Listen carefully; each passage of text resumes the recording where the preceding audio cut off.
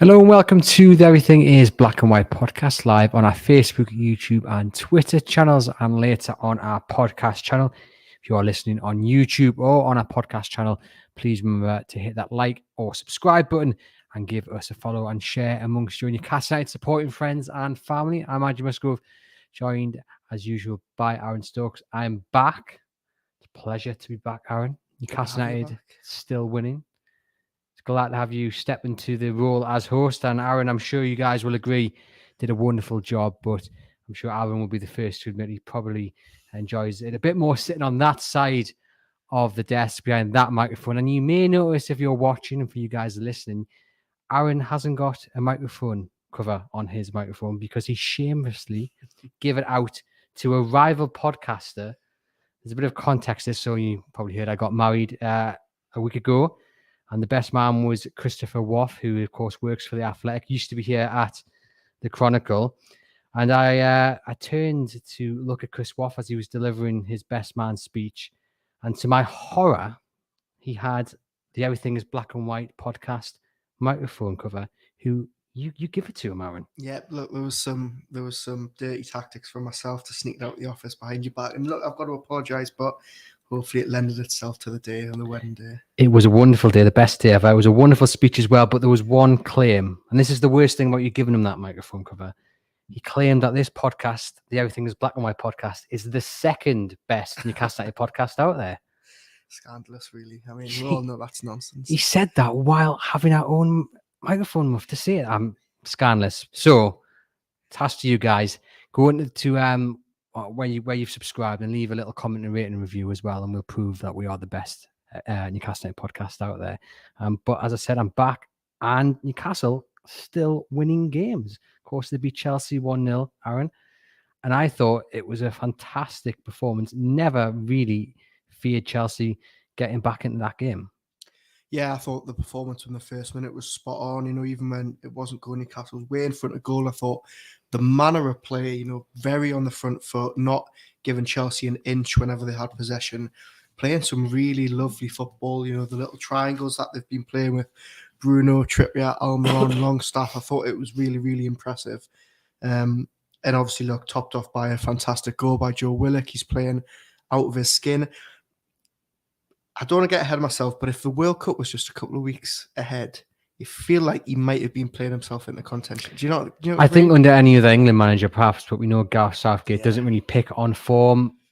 Seeing Callum Wilson in the side and James Maddison in the squad as well, it's rare because it's not what Gareth Southgate does. He likes to pick players he knows, and I think in future years, if Joe Willock continues this form, then he will be in within a shout to get into the England squad. But no, I disagree on that point simply because we know what Gareth Southgate is like. But I did really think that was Joe Willock's best game, and he's been really good over the last few weeks to a month. But I thought that is Joe Willock's best game in a long, long while, and that is quite something to say considering the level he has been at over the last month or so. Yeah, he's been fantastic ever since the Fulham game, really, where they won 4-1 on the road. And it was something that me and Matthew Raisbeck spoke about last week on the podcast about how he's really been the standout performer. And there's a lot of fans starting to notice that.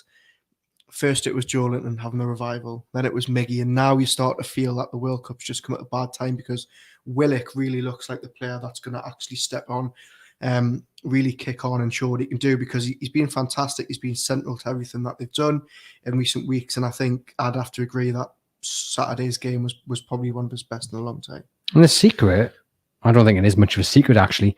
It's confidence. Because we know these players have got the ability and talent. There's a reason why Newcastle splashed all that money on Joe Willock. There's a reason Arsenal held on to him for so long. Confidence here is playing a massive part in the revival of so many players who were here before Eddie Howe came manager, before the Saudi takeover, the co-Saudi takeover. Confidence, in many ways, is probably the most simple ingredient to it all. Yeah, definitely. And look, Eddie Howe's just got this ability of taking even fringe players and making them feel really loved. We've seen what he's been like with every single member of his squad, and the confidence that's radiating through the full group. We saw it with Miggy, a player who's really a confidence player, and he's obviously had that in abundance recently. And I think Willock's the same. When he went on that long run when he first signed, 7 goals in 7 games, you felt like every week he was just growing in confidence. And I think that's what we're seeing now, and it's just a group that is just radiating. You know, that they're going into every single game knowing that they can beat whoever's in front of them, and we've seen that so far. And look, Eddie Howe has sort of tried to play it down recently about the World Cup break. He says, look, we knew it was coming, we've got to just deal with it. But you just want Newcastle United to keep playing games, because you just don't want this momentum and this run to ever end. So interesting to see how he deals with that over the next couple of weeks, and hopefully, you know, they aren't too, you know, it isn't too much of a setback when they come back towards the end of December. You see, a few weeks ago I posted that this World Cup break comes at the wrong time for Newcastle United, and the replies on Twitter were very split. Some, well, actually most were saying that it comes probably at the right time, because then you can get Isak back, you get St. Maximin back at full fitness. But I think the people who replied to me with those responses, and you know, I can see where they were coming from. I think now they may feel slightly different, because Newcastle's momentum then has gone up a notch to what it is now, and you know, they're on such a good run. It's going to be a difficult task for Eddie Howe to keep that going with the players going off to Qatar. Yes, he's got a selection of them who will be at the Saudi training camp, but it's going to be difficult to keep that and you know, capture it, bottle it for the returning game, which will be that League Cup clash against Bournemouth. Yeah, look, Eddie Howe's trying to look at the positives. As I say, we've asked him in recent weeks how he felt about the break, and as always, you know, he wasn't wasting too much time dwelling on it. He'll use it as a period to get some rest into the legs of players who've had a hectic schedule. Do you think they look tired though? I don't think they look tired. I don't think they look tired on Saturday. I think there's been spells, and recently, even when they've been winning, that I think they've looked a bit leggy. But Saturday, I thought, I mean, they went through 97 minutes and they didn't, you know, let their energy levels drop once. He will use it though, as I said, to rest a couple of players that maybe, you know, I mean, Dan Burn has played every game. You know, he's nursing a shoulder injury. Cher has been in the wars, stuff like that. I know he's going to the World Cup, but and as you say, Isak back, Maximin back, big players back that will, you know, I mean, Isak will be like a new signing. I know it's a cliche, but him coming back and, you know, having a good period with the team is going to be a boost. And we've seen in previous months under how they went to Dubai, they went to Saudi, they had these warm weather trips away, and every single time they come back and they're straight back on it. So hopefully it happens this time. But if you're asking me now if the World Cup's a welcome break, I'd say no, because I just want this team to just keep going in this vein of form for as long as they can. Very important that they went into the break though with a win. Yeah, massively, because look, Chelsea at home, they went in favourites, and you know, it's not often you can say that when they're playing Chelsea. And look, it wouldn't have been the end of the world if they'd lost, but how good is it to now know that they've retaken third place, 2 points behind Manchester City? I mean, who would have had that, you know, in their heads before the season started? Massive that they ended on a high and they didn't have that little minor setback to go into this break and be doubting on it. But yeah, just absolutely fantastic what they've been doing the last couple of weeks. There's a lot of talk about expectations. It is often the thing that's discussed. Where can Newcastle United finish? And I'm assuming a lot of people that are watching this and listening to this will have different positions in their minds to what they had at the start of the season to maybe what even they had a month ago. But Newcastle United third in the Premier League, as you mentioned there, and 2 points behind City, who lie second, and 7 off the top. Now, if they continue this good run of form, there's 2 stages, and there's one, which I think most people may be at now, was where you say actually they are serious contenders for the top 4. Yeah.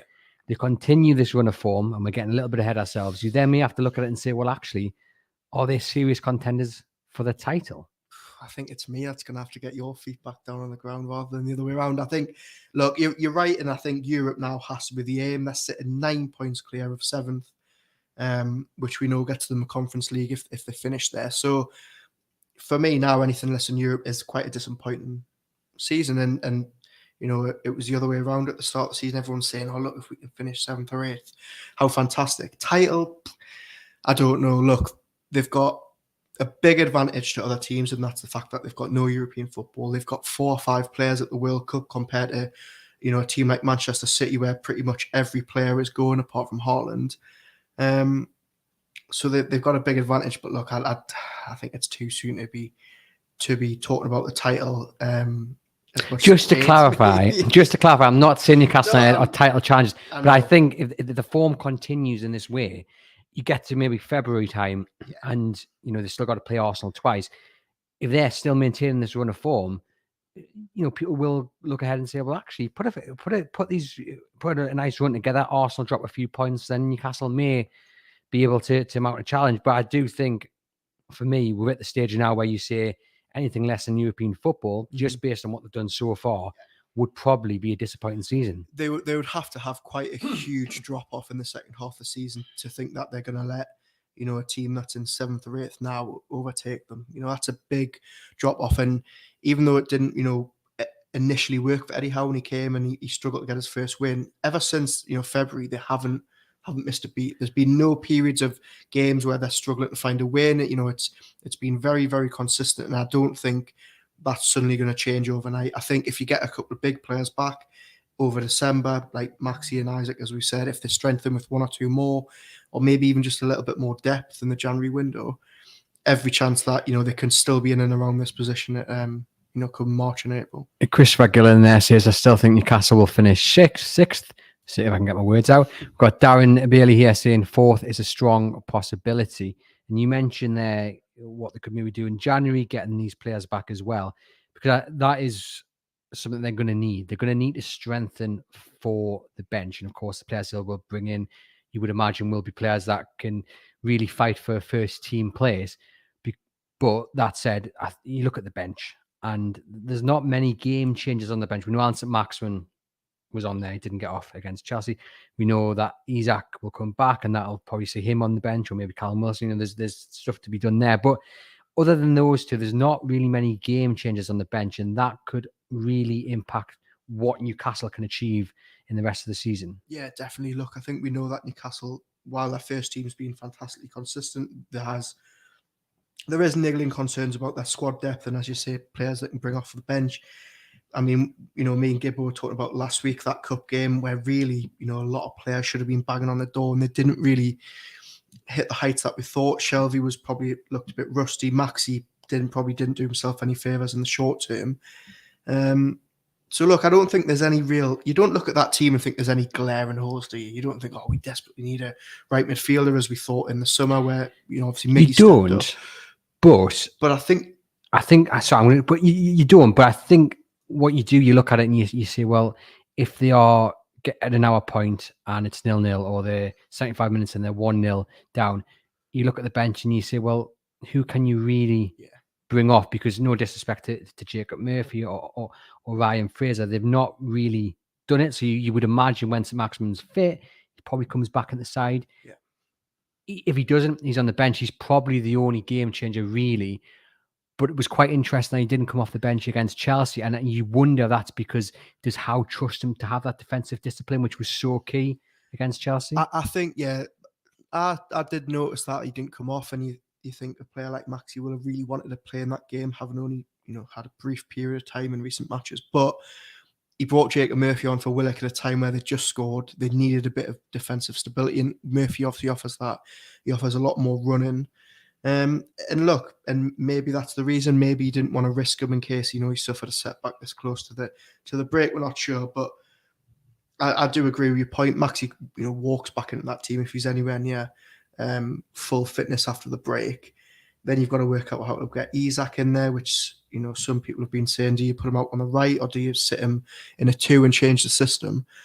But my point was that I don't think you look at that team and think in the starting 11 there's a glaring omission that you really need to strengthen in January. I think in January they should just be going out and buying 1 or 2 players to maybe plug the gaps in the depth, rather than think, we desperately need a centre midfielder to walk in. Is that slightly more concerning, maybe in a different way? Because yes, you don't say we desperately need X, Y, Z, but if I say, right, who are you bringing off the bench to win this game, and you would look at it and you say, well, okay, he does this all right, he does that all right, but there's not a name where you say, bring him off, he will win you a game. Yeah, I do agree with your point, and I think it's someone Howe will definitely be considering in the January window. I think he'll be looking at that team and thinking we probably need 1 or 2 more to keep this, top 4 type of form going.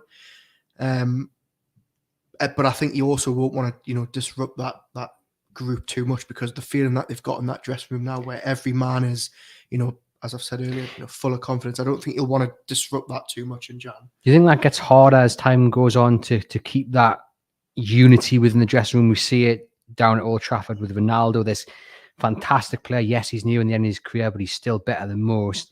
But he's got an ego, and he thinks he should be playing week out, and he doesn't care what the manager thinks because his ego, puts him in a position where he thinks he's right every single time.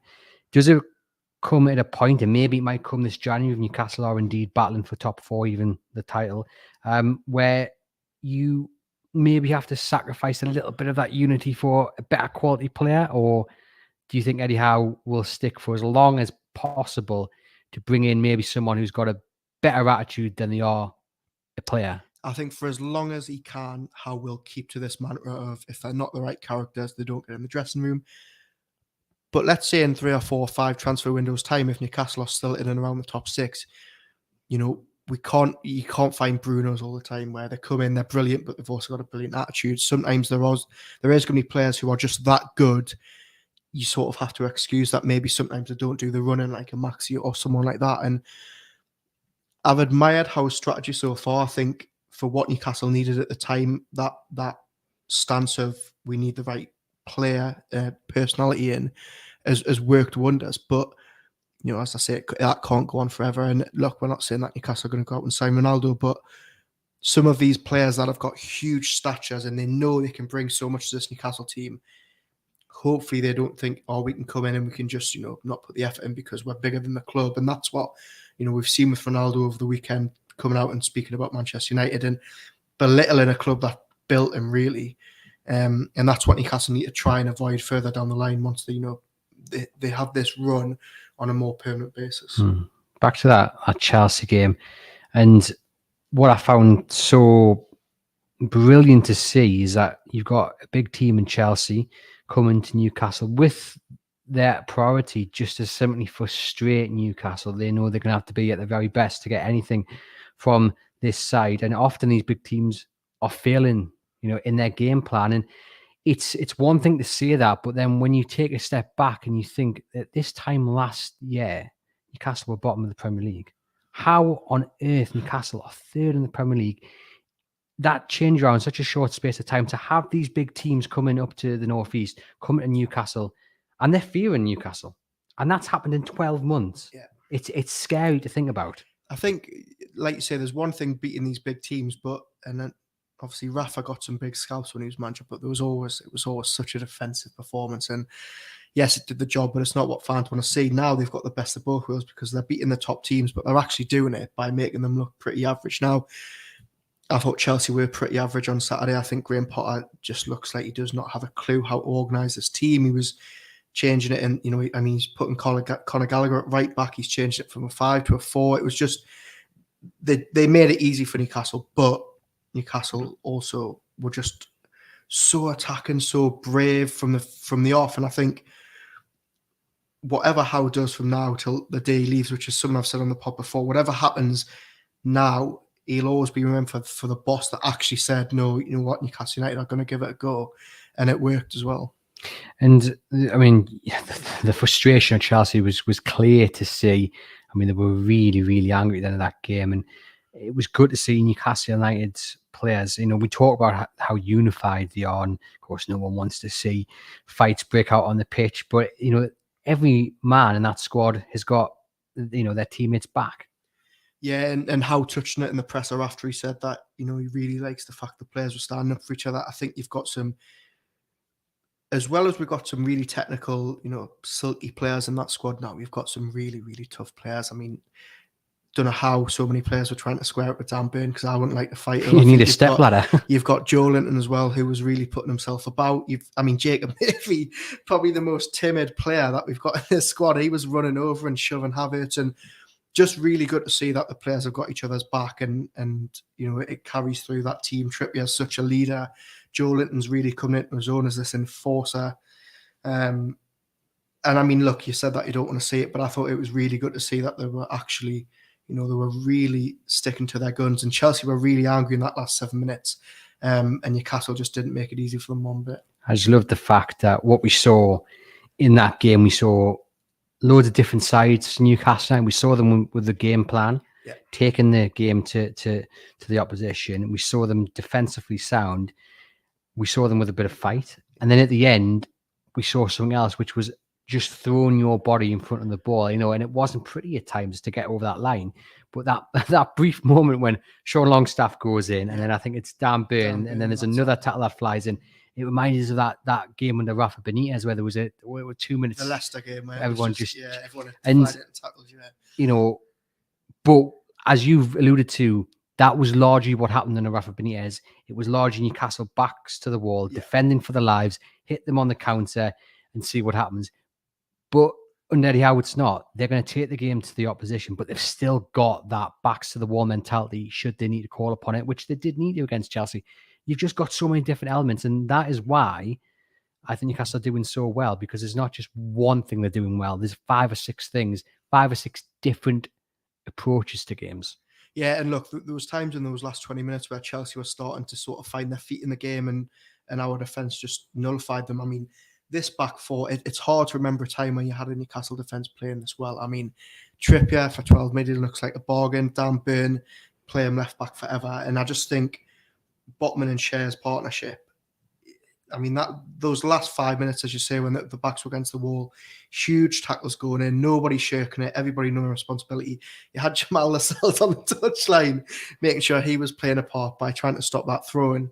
Just absolutely fantastic. And look, this is why I keep saying I really don't want this World Cup break, because I just want to see that Newcastle team every single week just continue to do it. Just fun watching Newcastle United play, isn't it? It's remarkable to be going into games, not fearing these big teams, knowing that Newcastle are going to go and give anyone and everyone a game, and they're feeling confident that they can pick up maximum points in every single game. And we see how long has it been since we've been able to say that. But again, I go back to the point, it's only been 12 months. It blows my mind when you do take a step back and you consider how far Newcastle have come in this time. It's utterly bizarre. It's funny, every time we're in these press conferences with Eddie Howe, another stat comes up, or, they've won again. And I try and do it, and I try to do it on Saturday. Journalists I feel like we try to get a bit out of him, and we actually try and get him to acknowledge what he's done. And every time it's as if he just does not want to stop and think about the job he's doing. And on Saturday, it was the first time Howard went 10 games unbeaten in the Premier League as a manager, and still his response was, but the focus is. He's always been a manager, hasn't he, that keeps his feet on the ground. Even at Bournemouth, when it was going so well, he always kept his feet on the ground. But for me, he's done such a good job. He's got so much credit in the bank. He's instantly, you feel he's in that bracket of Keegan and Robson. And someone made a good point on Twitter the other day that apparently in the Strawberry, they made everyone be quiet so they could listen to Howe's post-match team talk. Now, how many times have you seen that? Certainly not under Bruce or even Rafa. So there's a part of me that just wants Eddie to just for a split second acknowledge what he's done and think, what, I have transformed this entire football club, but he won't. But you do wonder, because I would think as soon as the manager lets himself do that creeps into the dressing room, and then you suddenly get Bruno maybe thinking, I am this class player. Trippier thinking that. I'm not saying that would happen, but that's the risk you have. So I think Eddie Howe keeping a lid on it, on his own personal achievements, is probably the best thing, because you don't want that sneaking in the dressing room and a player thinking, well, I've done all this, I'm the reason we're this good. You want that whole unity running through where, you're only as good as your last win, and you're only as good as the man sitting next to you. You saw it with the manager of the month. You got the whole team of staff members in a photograph, and that was the tagline, wasn't it? United, or whatever it was on the club official account.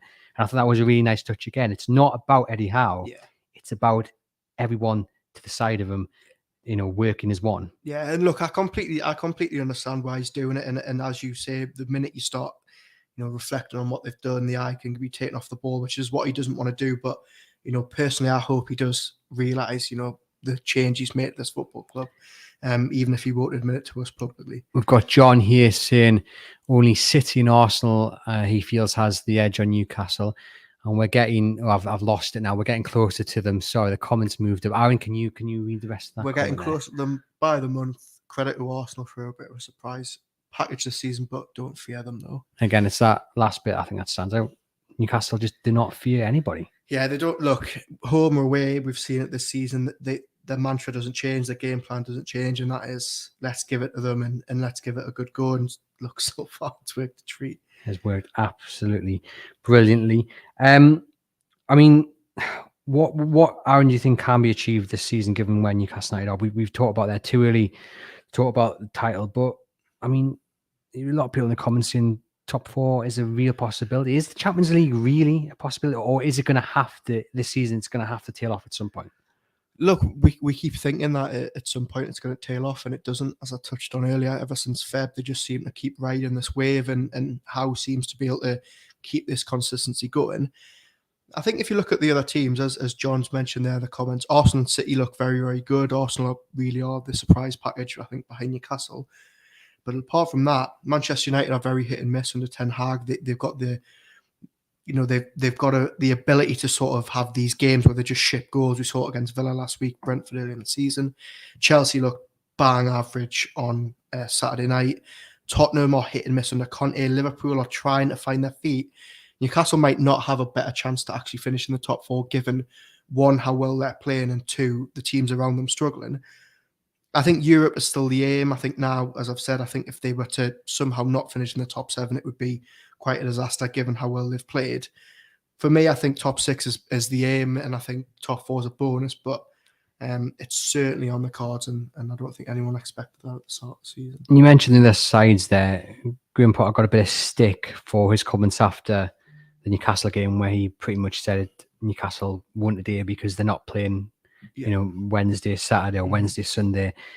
What did you make of those comments? I thought they were a little bit well, not a little bit. I thought they were massively unfair on Newcastle. Yeah, it was a very strange press conference to be with Potter. He was very quickly out the door. I think he answered 4 questions. He didn't want to reflect on it too much. He did praise Newcastle and said that they don't make it easy for you, but he also then reverted to that quite unusual criticism that they're only playing once a week. But as I said, they've had quite a hectic schedule. Chelsea, I don't think Potter can blame on anyone else other than himself and the team. From the first minute, they just didn't look at the races. As I mentioned, he was tinkering with the formations and playing, it just wasn't working. And I just think he's got all these experiments, and I'm just not sure whether it's going to work out for him at Chelsea.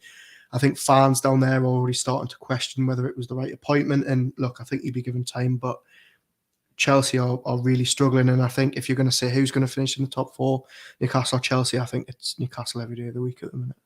There we have it. How important is it that this fantastic run at home is continuing? Only lost to Liverpool this year. It's a fortress. It's been fantastic. I think War Flags again did a good job on Saturday, and Eddie Howe actually alluded to it in his post-match press conference. He said there's something special about playing at St James's Park on an evening, and I think fans feel that there's always a different atmosphere at these games. I don't know if it's because everyone's been out in the town during the afternoon, but it does feel like there's. I mean, I always go back to that Arsenal game at the end of last season when there was just that special feeling on the evening. And look, long may it continue. They've been fantastic at home, and the clamour for season tickets is going to continue. It is, but yeah, you can't beat a night game. And you mentioned their War Flag is superb. As always, we have got some comments from our listeners that I asked you guys earlier this morning if you wanted to mention anything to myself, Aaron, to get involved. If you're watching live in the comments, do drop in any questions or takes on what we've said so far. So I'll dive into some of the questions now. So Ben Applebaum on Twitter says, if we sign better squad depth in January, who drops out of the 25-man team? And where do you think we should strengthen?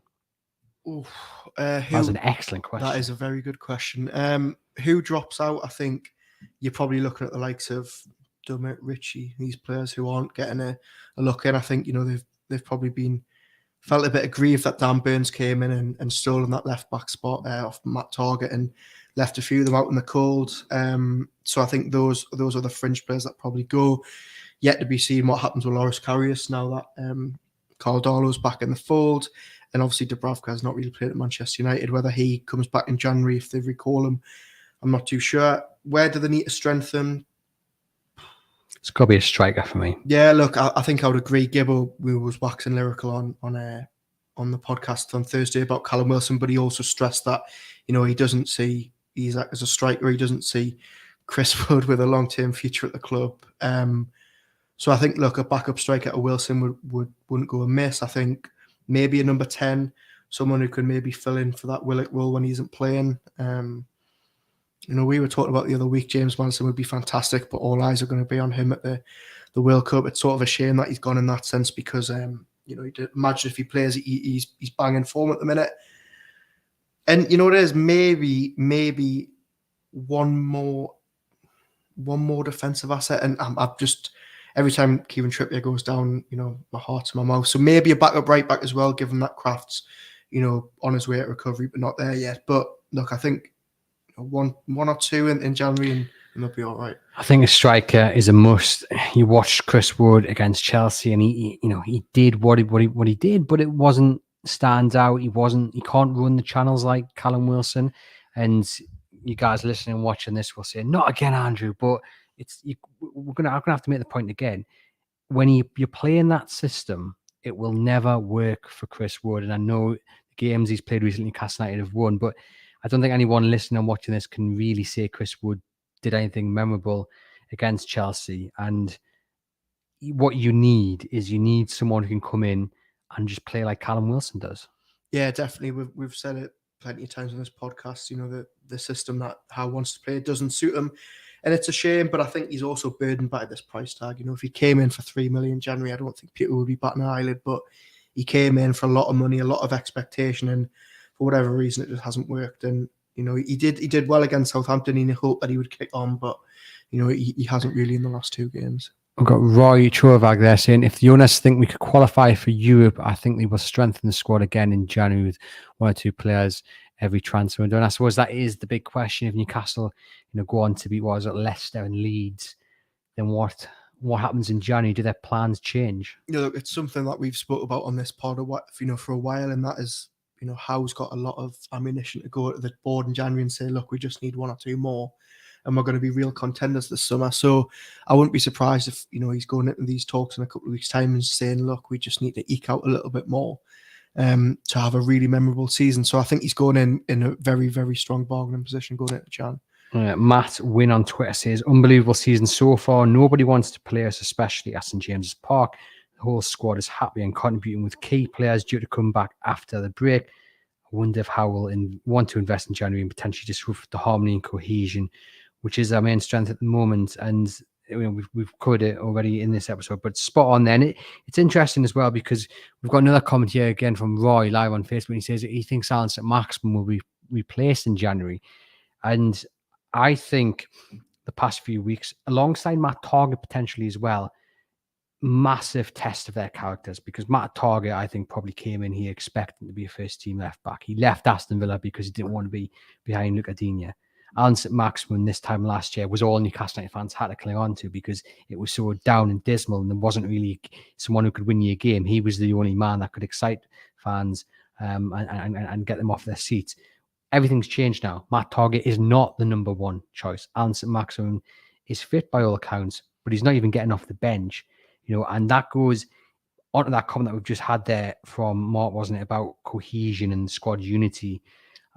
It's going to be really interesting to see what happens going forward, because I think if any two players have not a right, but if there are any two players I can see knocking on the door and going, oh, we're there, I should be in that first team, it's probably them two. Yeah, we've got to remember the second half of last season, Maxi and Target down that left were two key figures, and in a matter of months, they're both sort of on the sidelines. Matt Target as well, hardly put a foot wrong since January. He played 16 games on loan for the club last season before signing permanently, and he was absolutely fantastic. And he's just been unfortunate that he picked up that injury and sort of couldn't shake the niggle for a few weeks. And Dan Burn has just happened to come in at a time where the team are absolutely flying.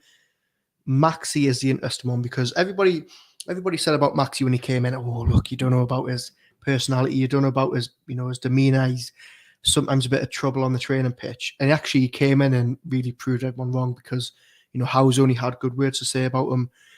Videos of him in the summer where he was really, really putting the work in to get fit. And it looked like he was buying into this project.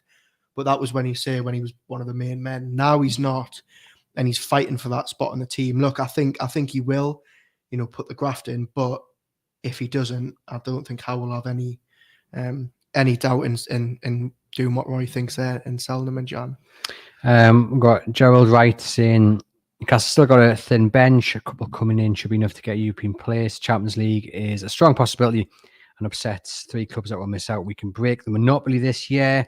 Talk of Tyneside says January is a huge opportunity to improve again from a position of strength. What do you think the key areas to improve on the squad?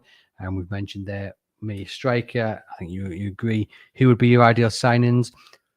Maddison for me, but World Cup continues in the way he's been playing the league. There's an extra few million on his price tag.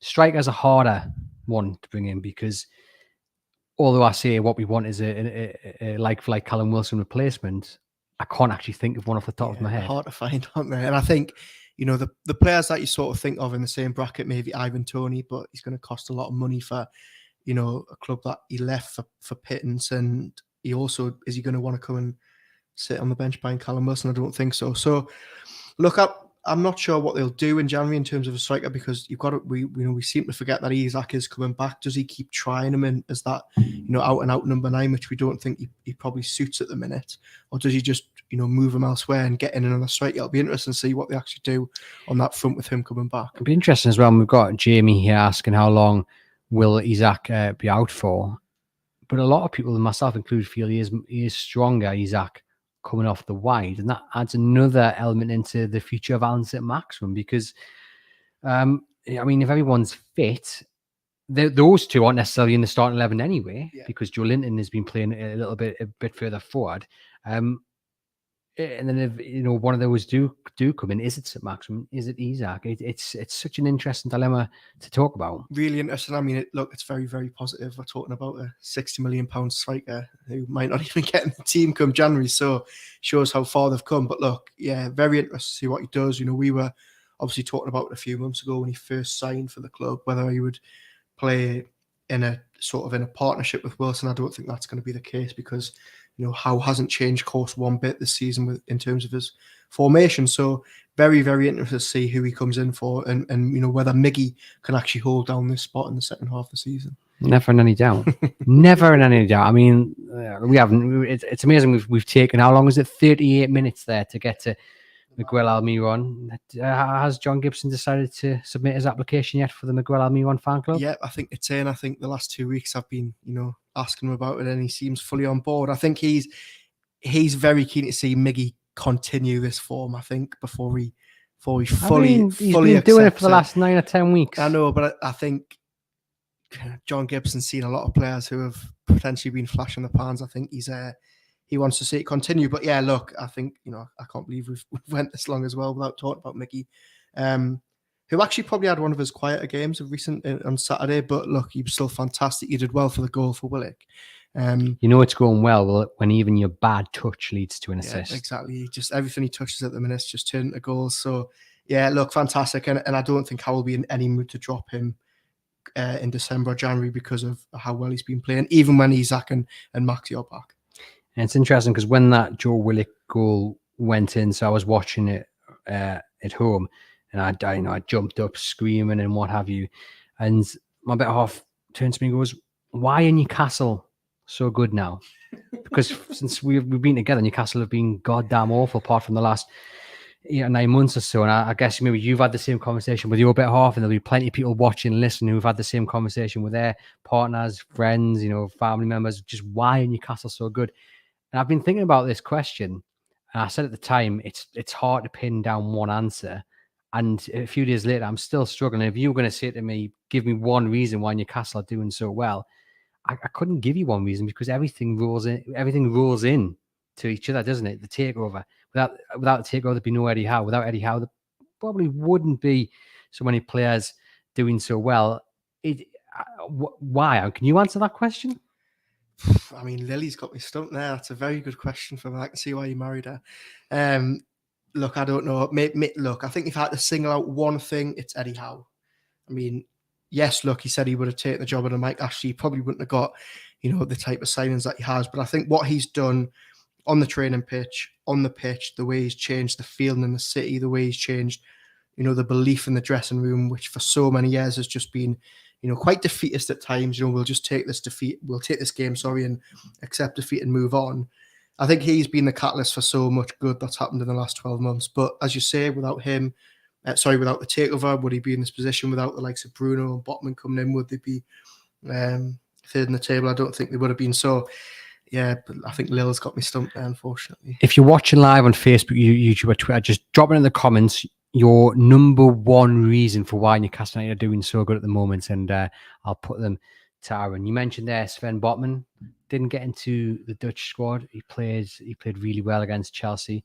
How does he come back from that? I mean, he knows he's young enough to get into the next 2 or 3, doesn't he? Yeah, look, he's got time on his side. And one thing I will say is that if Sven Botman's not getting in that World Cup squad, Holland are got to be in the chance of winning it, because they must have some fantastic central defenders. Look, it was always going to be hard for him to get in that squad because of basically of him pulling out last time for the under-21s. I don't think that went down very well with Louis van Gaal and the Dutch coaches for him saying that he's going to prioritise Newcastle. But you've hit the nail on the head. You know, he's young enough that he's got many, many Euros ahead of him. Van Dijk and other defenders aren't going to have the run of the mill for the next couple of years. So I've got no doubt that in a couple of years' time he'll be an absolute mainstay in that Dutch team. And I think for Newcastle United, it's a big bonus because less chance of him getting injured. He can have another couple of months with Eddie, another month or so with Eddie Howe in the team.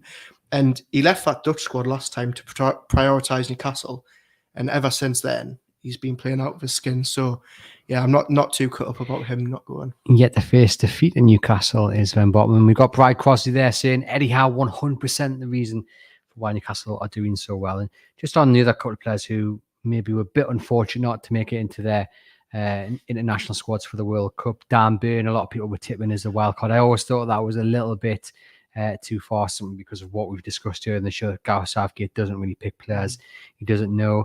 And Joe Linton as well.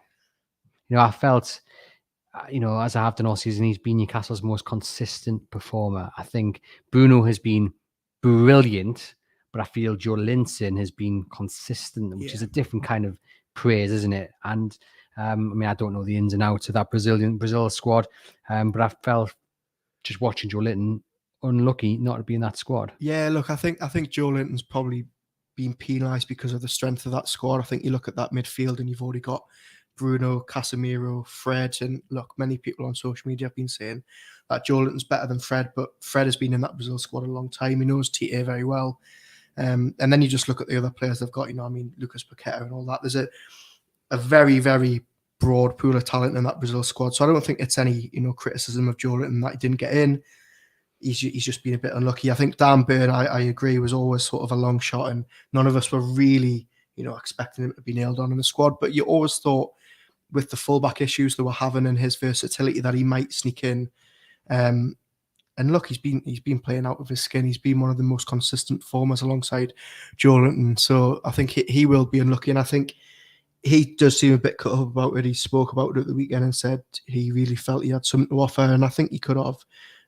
But it's just a shame that he won't be going as well. We've got El Stapleton saying Botman's face it in the game with a win and a clean sheet showed he's over it, i.e. not getting to the Dutch squad. Hosh saying for the main reason for me we are doing so well is because the players now believe their careers can be great with trophies and success because they're at a club who want to be at the top. Ian says there's a feel-good factor from top to bottom in terms of investment to change the fortunes for the better, as long as he sticks with it. No big ego players and handpicks who he wants. He's on to a winner. Totally agree with that comment, Ian. Sticking with some of the picks for the World Cup, Nick Pope been absolutely fantastic. Some really good saves again against Chelsea. And what I like is that he's not actually ever that busy for Newcastle United, but when he's called upon, which does happen every 2 or 3 times in a game, he's just there and he's brilliant. And we know Gareth Southgate really likes Jordan Pickford, but Jordan Pickford had a little bit of a mare against Crystal Palace. Can Nick Pope be England's number one from that first game? I mean, look, I know we're biased, but for me, he should be number one. I think, look, a lot of people talk about the fact that he's not very good with his feet. Obviously Pickford's very, very good with his distribution, but I've never seen Nick Pope make a mistake with his feet for Newcastle. Very, very rarely that he did it with Burnley. So I think it's unfair that, he sort of gets penalised for that. But for me, I think he's a better shot stopper than Pickford. And better focus. Yeah, look, and I think he's more consistent, as you say. Pickford's always got a mistake in him. We saw it on Saturday. We've seen it earlier this season. Pope, especially in Newcastle shirt, has been, as consistent as anyone. And I thought, he had very little to do on for large stage of the game on Saturday, but that save from Conor Gallagher just before Newcastle went up the other end and scored was absolutely critical. So really pleased that he is in the squad. Really pleased for him on a personal level because he's a very, very humble man, and he's worked very hard to get in that team. So yeah, really hope that he gets a good few minutes at the World Cup. It could be an interesting one to see who does start between the sticks for England. John says, is the main reason not our new owners? We only want a club that tries. We've ended up with much more than that. If Mike or the owners were in charge, would Eddie be riding so high? Very, very interesting question. There's Aaron says, Eddie Howe has said previously we would have taken the job under Mike Ashley. I'm going to get you, Aaron, to read Roy's coming out as well because it's gone off my screen, but I know you can put it on there. Yeah, Roy says it's all up to Eddie Howe and the staff. We are now not afraid to keep hold of the ball and passing. Too many years we've had watching the players just doing long balls. Yeah, and in one of those games was against Chelsea, and I mention it quite often when it was basically a training game for Chelsea, wasn't it? It was awful to watch, but again, Saturday, probably a mark of how far Newcastle United had come. You were going in expecting Newcastle to get a draw at the very least, going in as favourites. And even when Chelsea stepped it up slightly, you would never feel Newcastle were going to chuck it away. And that is a remarkable thing to say. I'm going to ask you this question because, again, after watching that game against Chelsea, are Newcastle United the best pressing team in the Premier League? Yes, bar none. Bar absolute none. I think we saw it against Tottenham really, really well.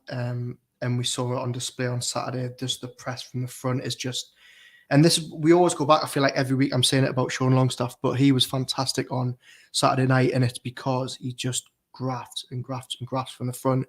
Even Chris Wood looked, we criticise him, but he was trying to press from the front. He wasn't giving Chalobah and Thiago Silva any time on the ball. They weren't giving Mendy any time on the ball. So, he did play a big part in that win. But I don't think there's a better team that presses from the front. It's amazing, isn't it? Because you just have to watch one or two games if you're the opposition manager and you know what Newcastle are going to do. They're going to chase you down like there's no tomorrow. And yet a big team like Chelsea with all their options, they struggled. I mean, Mendy was just flapping every time he had the ball at his feet because, like you say, Chris Wood, okay, he might have not have ran the chance when Newcastle had the ball, but he was running at the defence and trying to close them down. It was working really well. Miggy doing what Miggy does. And it's quite something that it's got the stage now where the opposition can do as much homework as they like, as much prep as they like on the training pitch, but that only goes so far because Newcastle United have just got that extra level, commitment, fitness, and you can't really counter that. Yeah, look, they've came up against a lot of teams this season that really like to play out from the back. Chelsea being one of them when, they go with 3 centre-backs and they just did not give them a minute to breathe. And I think what works so well about it is it's not just Chris Wood pressing. You know that the 2 or 3 men behind him all know their job. So that when Chris Wood presses at the front, they've got to go with the men that are trying to get that ball off him. And that's why Longstaff and Bruno and Willock have done so well in recent weeks because they all know their role off the ball. I like it when someone kind of goes out of position or goes to close someone down. You don't instantly have someone coming in to fill in the gap, especially in the full-back area, which is really refreshing to see. It sounds so basic, but it didn't always happen at Newcastle United. It doesn't always happen in every team, but everyone seems to know, this is your primary position, this is your secondary, this is your third, and so on. If someone goes, you've got to cover. They're just all working together, aren't they? Yeah, and the beauty of the press box being so close to the touchlines that we hear everything Eddie Howe says, and obviously him and Tyndall never take their seat. They're always on the touchline, and they're always, Tyndall especially, always barking instructions that if somebody has forgot their role, they've only forgot it for a couple of seconds before Tyndall or Howe are saying, this is where you need to be. We said after that Spurs game that it was the biggest win, or I said anyway, it was the biggest win under Eddie Howe. It's strange to sit here and say that it was a great win against Chelsea. But for me, it doesn't seem to carry the same weight as that win against Spurs. And I don't know if it's because I wasn't there. I don't know what it is. It's a great win. And I guess, is that a mark of how far Newcastle United have come when you're looking at that and you're saying great performance against Chelsea, great win? That's just what Newcastle United do, isn't it? Yeah, I think it's just becoming run of the mill now, isn't it? I think we're just becoming too normalised to it. I think Tottenham was different because look, you were away from home. You scored 2 very early goals, and they were a team that are doing quite well at the time. Whereas Chelsea, as I've said, Chelsea just weren't at the races, and maybe that's why the Tottenham one feels bigger. But as I say, we're sort of downplaying the fact that they've beaten Chelsea at home and beaten them quite comfortably and play them off the park. So maybe we're just becoming, too desensitized to Eddie Howe's genius. Maybe we're talking about the brilliance of Newcastle in the Premier League, the brilliance at Newcastle at home, and they've got a cup draw to come, haven't they, just after the World Cup.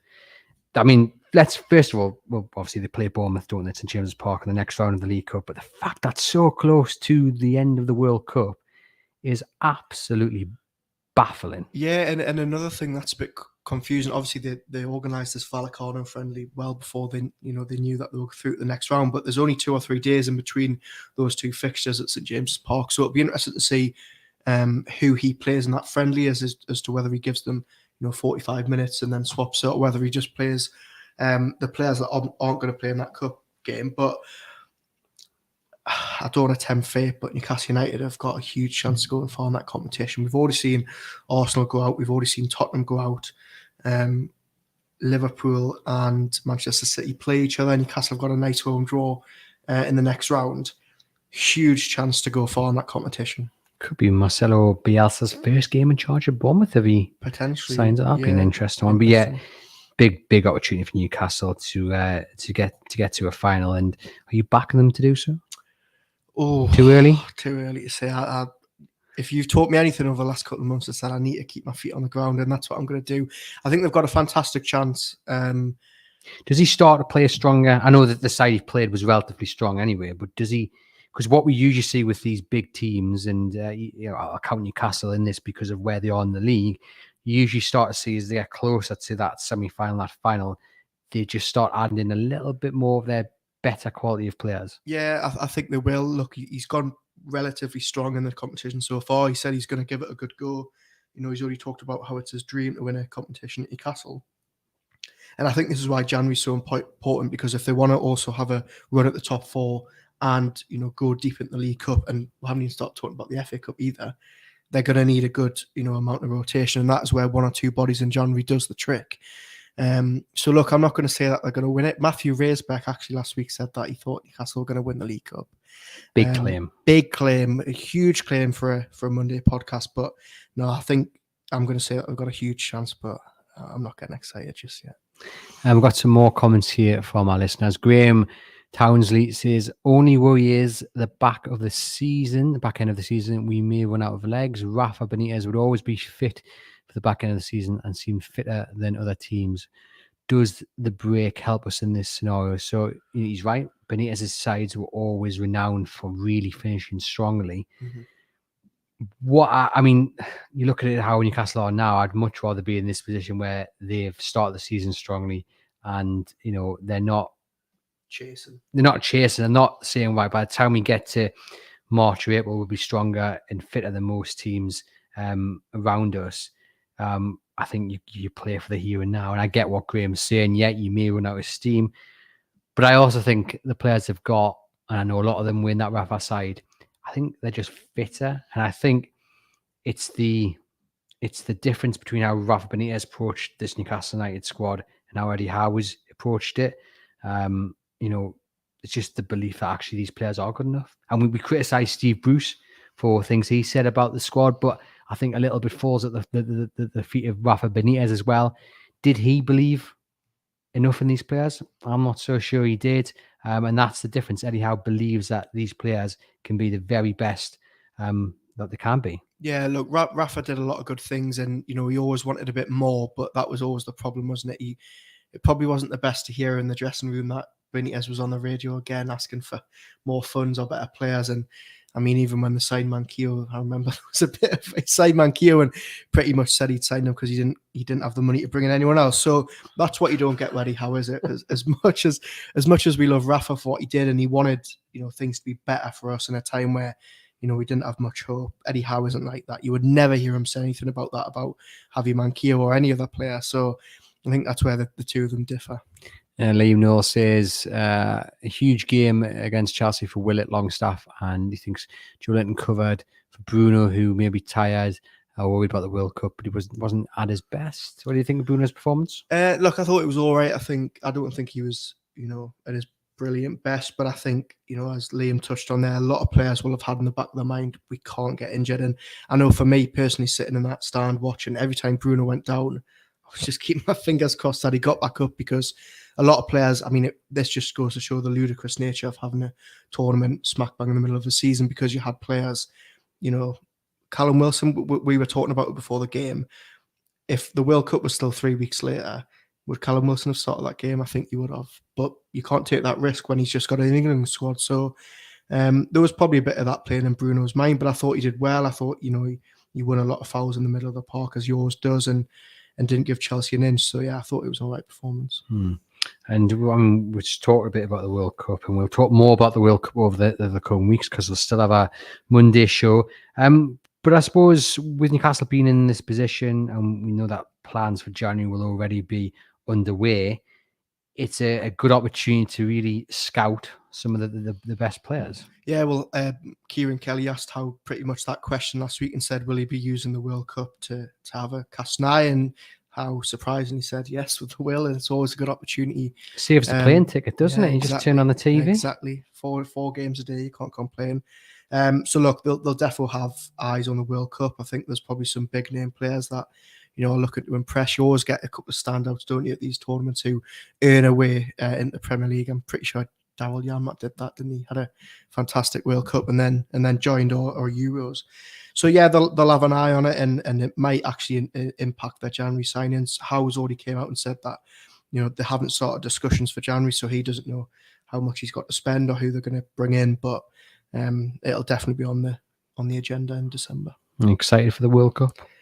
You know what it is? I wasn't excited. I was quite pessimistic about it, and I thought, who wants to go and watch England-Iran when it's snowing? But as the World Cup gets closer, I am actually looking forward to it, purely because I don't know what I'd do without 6 weeks of football. And the fact that England have got 3 Newcastle players will make it easier to watch as well. Yes, I think that's the key, isn't it? We can do a Callum Wilson watch, exactly. That might be one from the bench, or a Kieran Trippier watch. It's going to be really, it's refreshing to be coming into this break knowing that we will have players to actually cover and things to write about, things to talk about, and not maybe just fill in space, as we never did anyway in the last tournament, but you get what I mean.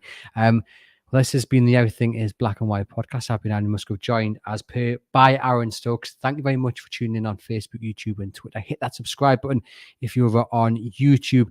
If you're listening later on the podcast channel, please remember to like the podcast, leave us a rating and review as well. Just helps us get the episode out to a wider audience. We appreciate you listening. As always, head over to chroniclelive.co.uk to keep up to date with all the latest Newcastle United news, including a scathing opinion piece by Aaron Stokes here on Cristiano Ronaldo and what it tells us about Eddie Howe's approach to transfers at Newcastle United.